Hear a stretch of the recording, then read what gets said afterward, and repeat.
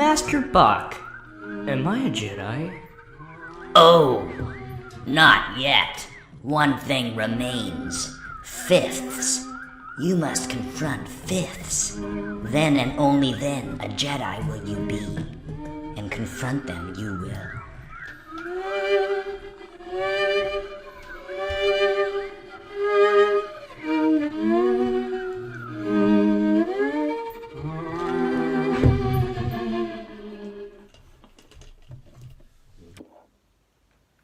If you are a violin or viola player, chances are that you have struggled with fifths. And if you've ever played Bach, you've undoubtedly struggled with fifths. When I was a student, a viola student, I went into one of my lessons with my teacher, and my teacher's name was Gerald Stanek.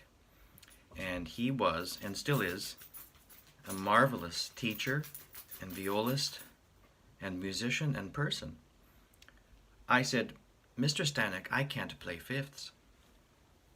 And Mr. Stanek said, "Well, have you practiced fifths?" And I said, "No, I have not practiced fifths." Well, Mr. Stanek said, "You should go practice fifths." This was a great surprise to me, as stupid as it sounds. I thought that fifths were the kind of thing that one was born to play, or born not to play. You see, Mr. Stanek was an enormous man, big like a polar bear, and he had big, big hands and thick fingertips. And he would often warm up with a scale in fifths, and it was always beautifully in tune.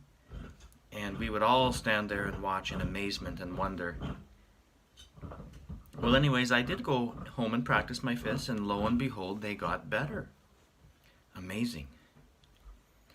But fast forward 25 years, and they're still a little tricky.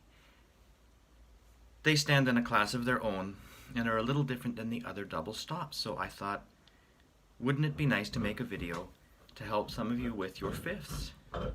So we shall talk about some things to make them easier. Here we go. For most notes, there's a lot of leeway about how we put our finger down. If I want to play an F, I can put my finger down here, or here, or here, or here, and they all end up being an F. When it's a single stop, it's very, very forgiving how we put our finger down. Even in a double stop, like if I wanted to play a sixth, an A flat, and an F, that'll work. This will too. Even this. It might even work to put my thumb on the A flat. I wouldn't recommend that, but there's a lot of forgiveness when it comes to single notes and all double stops. But when it comes to fifths, there's not much forgiveness. Now, if I have to play a fifth, a B flat, and an F on viola, I have to hit 2 bullseyes. In addition to that north-south bullseye that we've got to hit, so sharp, flat, in tune. So along here, it's got to be in the right place. In fifths, we don't have that same forgiveness about where we place our fingers. Now there's a marvelous teacher named Roland Vamosh who described it very beautifully. And to play a fifth, you have to hit another bullseye. Not only do you have to get the north-south plane right, but the east-west plane you have to really nail. He said, you should aim for right in between the strings, and then you should tune the fifth with your elbow. So if you've aimed properly and the fingers balanced between 2 strings, you're off to a good start. But the fifth might not be in tune. So I've aimed pretty well between the strings, but that fifth isn't in tune. So let's see. If you play them separately, it's easier to tell which one is out. Or, if you prefer,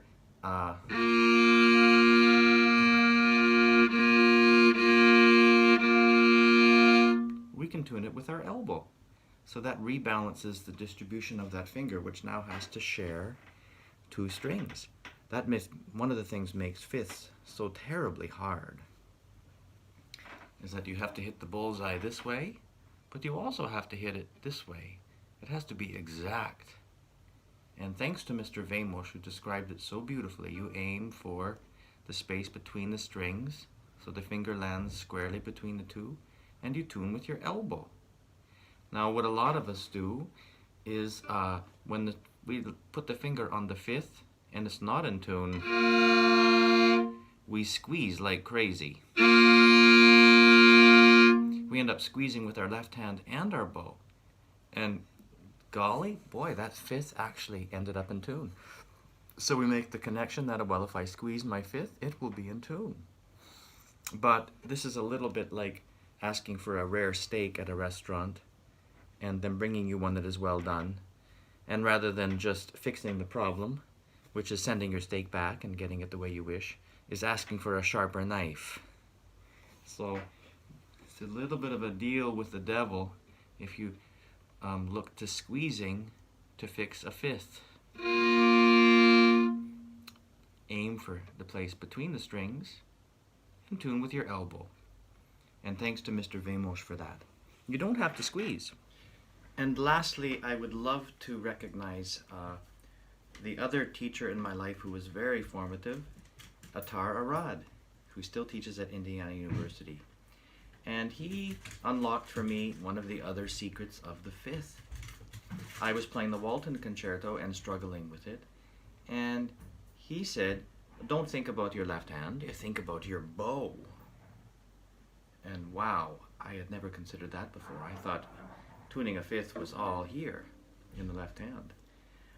But the tar said, no, you should go and tune it with your bow. Think about your bow. And I was again amazed that the fifth ended up in tune. And I have found that to be true since my time with the tar ended. Strangely, sometimes when I just play with a lot of confidence, bam, the fifth ends up in tune. Strangely, fifths on down bows often end up being better than fifths on up bows. And I wonder why that is. Maybe you have an opinion. But Attar was another great teacher and a great musician, and he was definitely onto something. So the 3 ways to fix your fifths: to practice them. Practicing them will teach you many things. To aim for the place exactly between the strings, and then tune with your elbow. And then, as Attar said, in all of his wisdom, he said, tune with your bow. And I love that. There's one final thing I'd love to mention, is that sometimes fifths that won't work out are not your fault. You may be a little person, and that's okay. You may have a big instrument and be a little person, and that's also okay. But that's just my dog running around trying to get my attention. But these things are not your fault.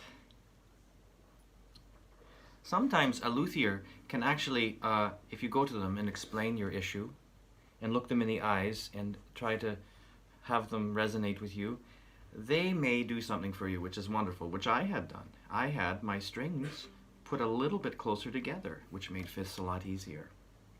There's one other thing that I've encountered a few times with students, and that is sometimes you will get a bum string.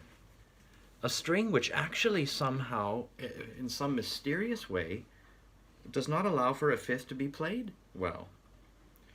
And I had a student once who was playing violin who had an E string that for whatever reason was stretched such that when we put a pencil, and a pencil will block a fifth beautifully,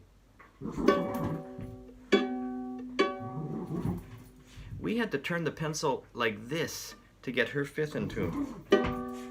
And you hear this doesn't work on my viola because my viola is, my dog is tearing apart a bone here. It's very scary.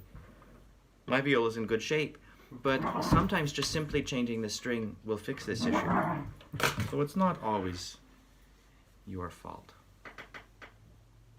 Practice your fifths, and Bach will be more pleasurable for you. Bye, and I hope you enjoyed the video. and aren't too frightened by my dog.